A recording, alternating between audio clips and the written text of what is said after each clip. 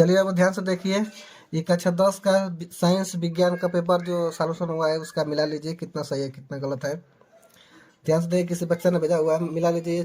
Code है, paper code है IP 4824 और ये 931 है। अब चलिए ध्यान से पहला प्रश्न देखते हैं आपको।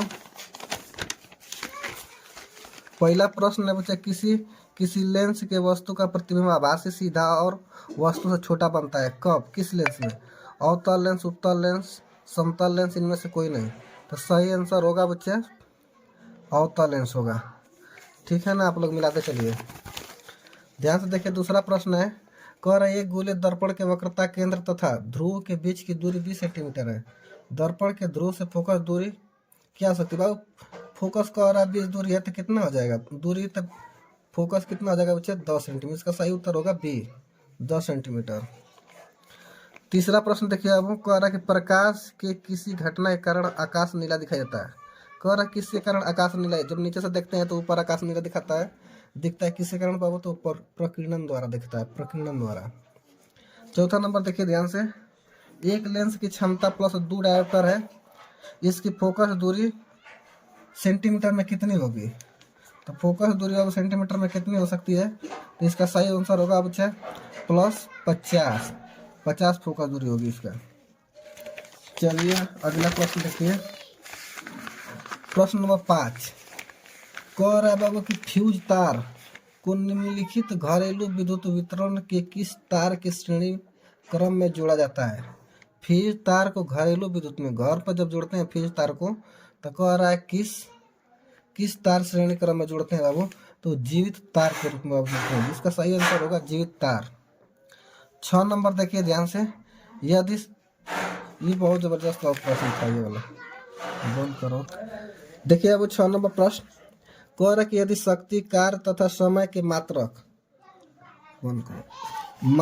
क्रमशः x1, x2, x3 से प्रदर्शित की जाए तो निम्नलिखित में से कौन सा संबंध सही है? तो कौन सा बाबू कह रहा है कि इसमें दिया है 4, कह रहा है कौन सा सही होगा?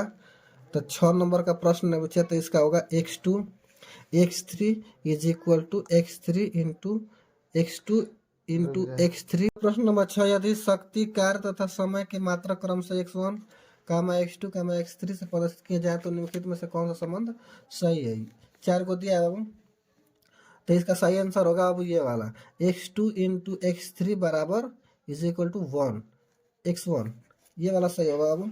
7 नंबर देखिए ध्यान से, 7 नंबर कह रहा है कि एक चालक में 10 एम्पियर की धारा प्रवाहित होती है। एक चालक में 10 एम्पियर की धारा प्रवाहित होती है, इसके संगत 2 सेकेंड में प्रवाहित होने वाले आवेश की मात्रा कितनी होगी?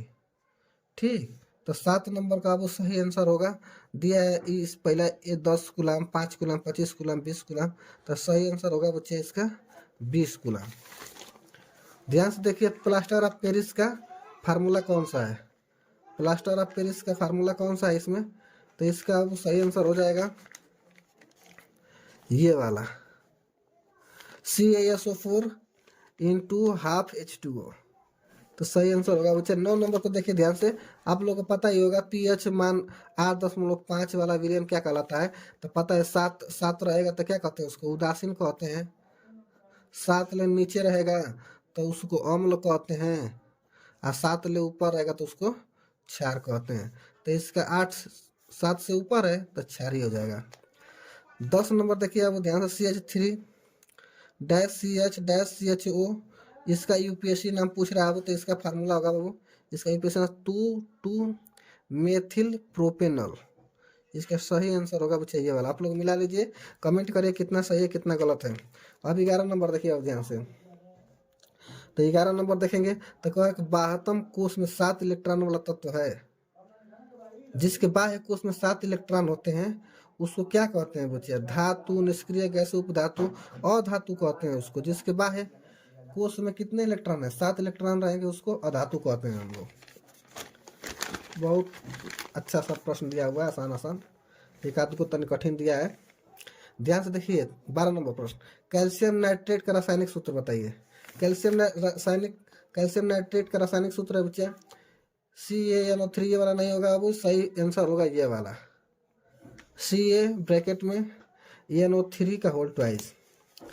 13 नंबर देखिए अब ध्यान से, निम्नलिखित में से असंतृप्त हाइड्रोकार्बन है, असंतृप्त हाइड्रोकार्बन। तो बाबू इसका दिया देखिए C2H2, CH4, C2H6, C3H8। तो सही आंसर होगा अब ये वाला C2H2। अब ध्यान से देखिए, अब आ गया बायोलॉजी का प्रश्न। बायोलॉजी में पहला बोल दिया है कि रक्त दाब नापा जाता है, रक्त दाब जो है ब्लड बाबू, ब्लड रक्त बीपी नापा जाता है, उसको क्या कहते हैं? तो उसका नाम है बच्चा स्फाइगमोमैनोमीटर। ये वाला सही आंसर होगा अब ये वाला।